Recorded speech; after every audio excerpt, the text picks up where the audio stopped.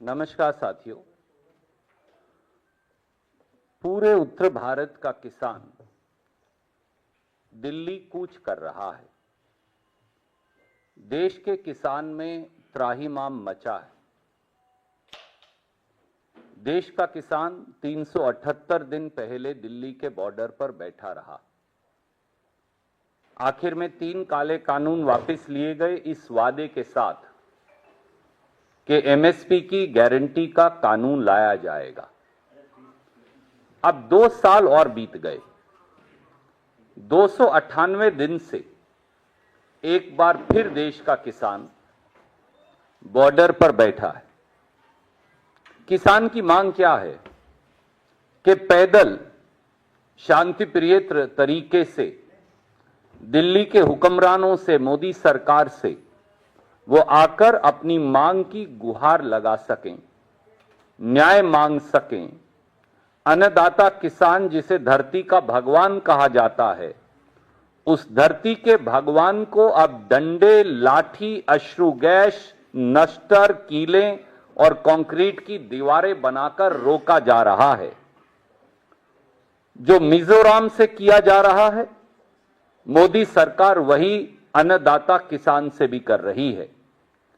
Film देखने का समय है प्रधानमंत्री जी और पूरी कैबिनेट को, पर देश के किसान की बात सुनने का समय नहीं, जो 298 दिन से बॉर्डर पर यह गुहार लगा रहा है कि वो दिल्ली आकर झोली फैलाकर अपना अधिकार मांग सके और मोदी सरकार को अपना वादा याद दिला सके जो 2 वर्ष पहले किया था।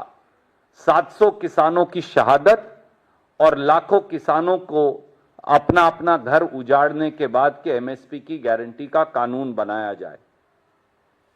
दुर्भाग्य से आज मोदी सरकार ने 2 बड़ी बातें और संसद के पटल पर कही। जब देश के कृषि मंत्री से पूछा गया कि कृषि की, खेती की एमएसपी की गारंटी का कानून बनाएंगे या नहीं, तो वो सरेआम उसे टाल गए। जब यह पूछा गया कि किसान को कर्ज से राहत मिलेगी या नहीं, तो उससे भी वो इनकार कर गए। ये कहीं ना कहीं मोदी सरकार की मंशा को दर्शाता है। मांग है, माननीय प्रधानमंत्री जी, क्या इन किसानों की शहादत के बाद, क्या पूरे देश के किसान के लुटने के बाद आप फिल्म के माध्यम से उन्हें राहत देंगे?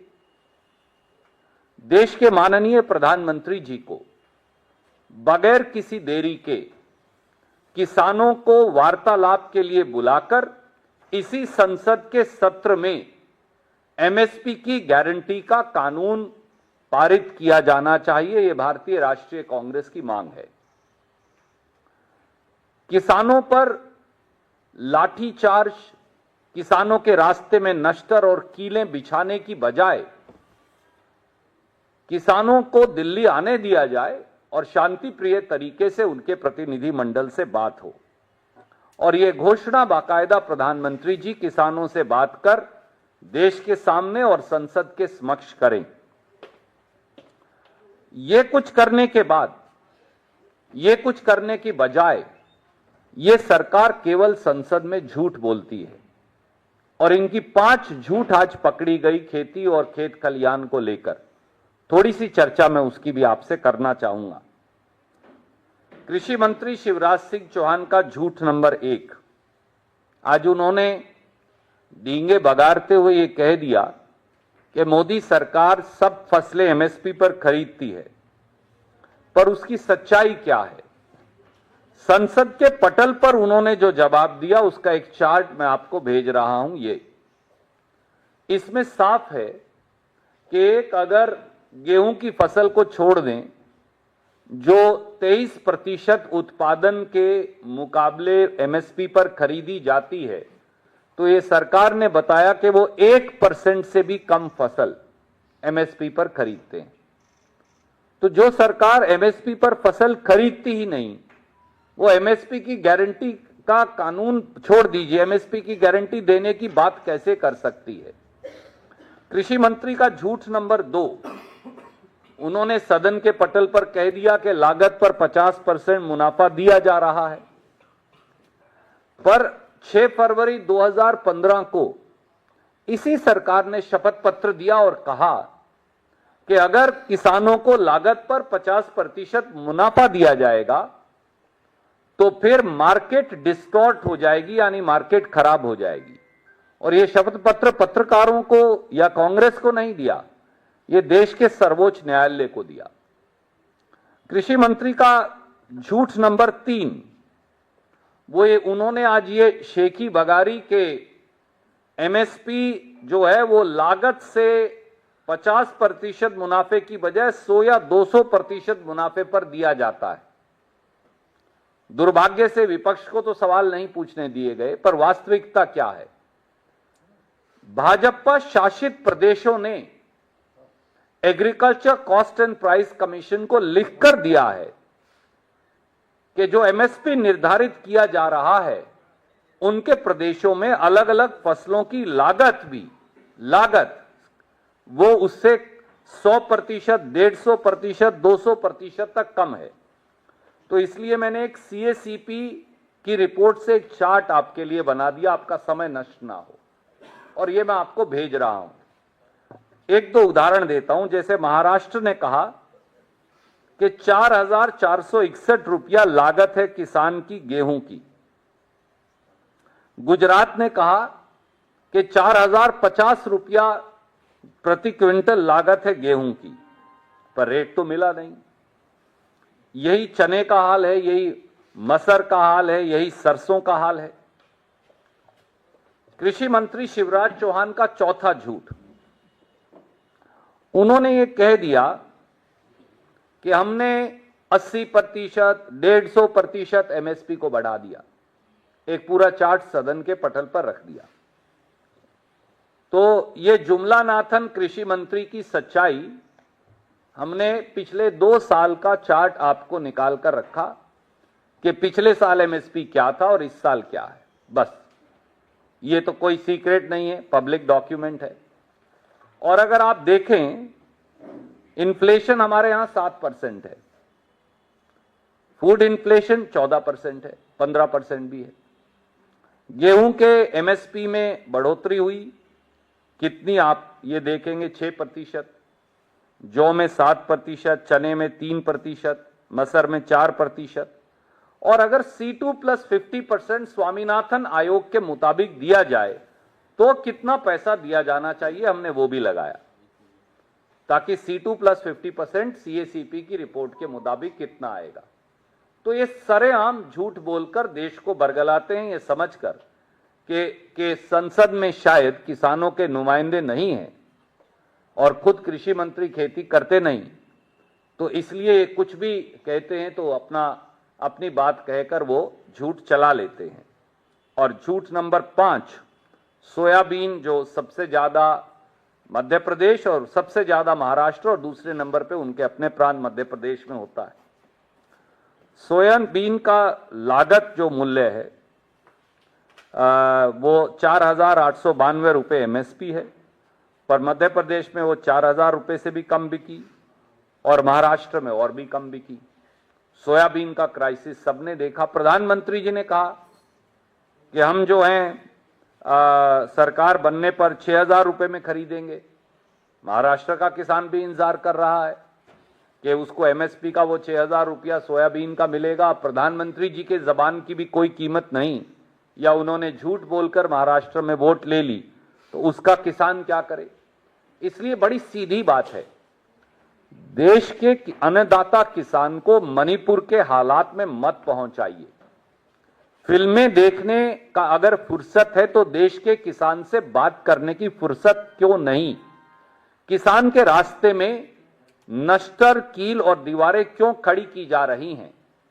क्या किसान उग्रवादी है, नक्सलवादी है, अपराधी है? वो दिल्ली आकर अपनी सरकार और अपने प्रधानमंत्री से न्याय की गुहार क्यों नहीं लगा सकता? और देश के प्रधानमंत्री देश के किसानों से मिलने से गुरेज क्यों कर रहे हैं? और एमएसपी की गारंटी का कानून जैसा खुद मोदी सरकार ने 2 वर्ष पहले वादा किया था, वो उन्हें कब मिलेगा? इस संसद के सत्र में एमएसपी की गारंटी का कानून क्यों नहीं लाया जा सकता? और आखिरी किसान के कर्ज को लेकर है, अगर कॉर्पोरेट टैक्स 32% से 22% और 15% कम करके सालाना 3 लाख करोड़ कंपनियों को दिया जा सकता है टैक्स राहत, अगर 17 लाख करोड़ बैंक का पैसा बट्टे खाते में डाला जा सकता है, तो किसान का 2 या 3 लाख करोड़ का कर्ज क्यों माफ नहीं हो सकता? ये कुछ सवाल हैं जो बड़ी विनम्रता से हम सरकार के समक्ष रखना चाहते हैं, ये कहने के साथ साथ कि भारतीय राष्ट्रीय कांग्रेस किसानों के इस जायज मांगों और आंदोलन के साथ खड़ी है। किसान को लाठियां, अश्रु गैस, कीले और नश्तर नहीं, किसान को उचित कीमत और उसका कानून दीजिए। कोई प्रश्न आप पूछना चाहें तो स्वागत है।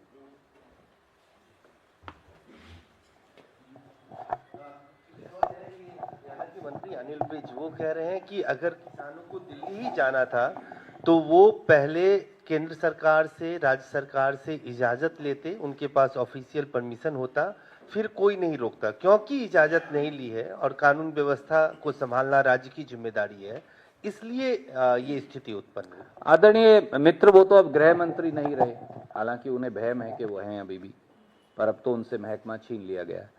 पर सवाल ये है, मैं आपसे आपके समक्ष रखता हूं, तो क्या आप दिल्ली आने के लिए हिंदुस्तान के लोगों पर प्रतिबंध है? क्या हिंदुस्तान के सब लोग अब पाकिस्तानी और उग्रवादी हैं कि वो देश की राजधानी में नहीं आ सकते? क्या अब ये न्यू नॉर्मल है, न्यू इंडिया है, जिसमें देश के लोग देश की राजधानी नहीं आ सकते, देश के लोग देश के प्रधानमंत्री को ज्ञापन भी नहीं दे सकते, देश के लोग देश की सरकार से अपनी न्यायोचित मांग जो है वो नहीं रख सकते? आखिरी बार जब मैंने चेक किया तो दिल्ली में ना कर्फ्यू है, ना मार्शल लॉ है, और किसी व्यक्ति को भी देश की राजधानी में आना की इजाजत है। हां, कोई टैंक लेकर आए, बम बंदूक लेकर आए तो आप रोकेंगे, क्योंकि कानून व्यवस्था है। अगर 100 लोग आना चाहें पैदल चलकर तो उन पे क्या पाबंदी है? वो कौन सा कानून व्यवस्था का प्रश्न है? और जो 3 लेयर सिक्योरिटी अंबाला में हरियाणा की नायब सैनी सरकार ने किसानों को रोकने के लिए लगाई है, काश मोदी जी ये 3 लेयर सिक्योरिटी चाइना के बॉर्डर पे लगा देते तो हमारी 2000 स्क्वायर किलोमीटर जमीन पर चीन कब्जा ना करता। कहा है कि किसानों को हरियाणा तक में प्रवेश की अनुमति नहीं है। हरियाणा भी हिंदुस्तान का हिस्सा है। आखिरी बार जब मैंने चेक किया तो हरियाणा भी पाकिस्तान नहीं है, तो इसलिए क्यों नहीं है?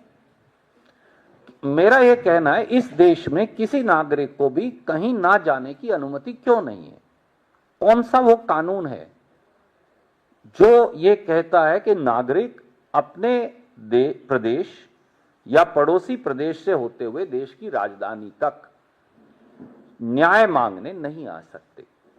हां, वो कोई हिंसा करने आए, वो उग्रवादी हों, वो नक्सलवादी हों, वो अपराधी हों, आप रोक लीजिए, उन्हें जेल में डालिए। पर किसान न्याय मांगने क्यों नहीं आ सकता? वो कहें हम 10 लाख आदमी लाएंगे, आप कह सकते हैं भैया 10 लाख आदमी दिल्ली में नहीं आ सकता, पर वो तो कह रहे हैं हम तो 100 आदमी आना चाहते हैं।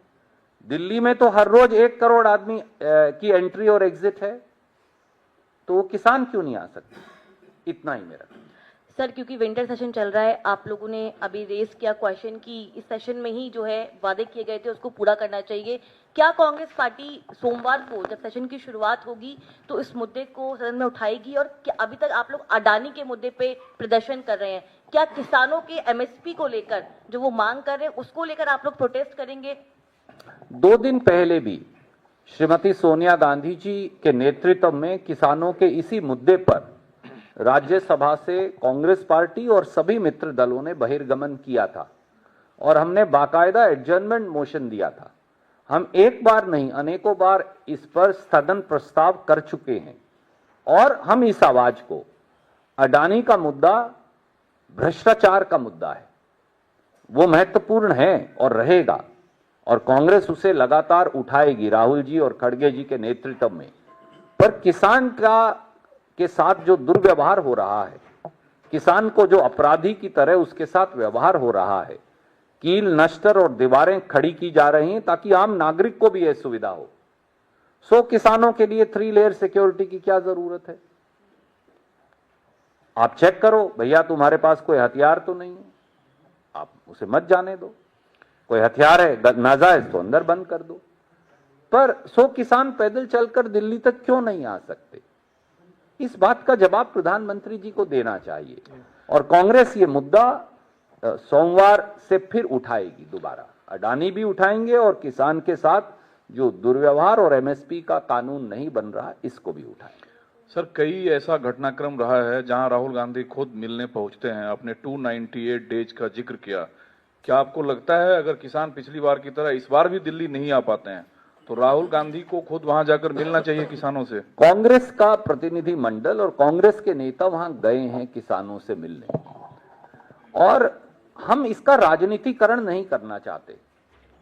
अन्याय जहां होगा राहुल जी जाएंगे, अन्याय जहां होगा खड़गे जी जाएंगे, अन्याय जहां होगा कांग्रेस के साथी जाएंगे, चाहे वो हमारा घोर विरोधी भी हो। और पहले भी आपने देखा, हमने जब किसान यहां 378 दिन बैठा रहा, कांग्रेस के लोग 1 या 2 बार गए क्योंकि हमने कहा कि यह मुद्दा राजनीति या बीजेपी या बनाम कांग्रेस का नहीं है, यह देश की फूड सिक्योरिटी का, खाद्य सुरक्षा का मामला है, किसान की स्वायत्तता का मामला है, 62% आबादी की आजीविका और जिंदगी का मामला है। इसको राजनीति से जोड़ के ना हम देखते ना देखा जाना चाहिए। शुक्रिया।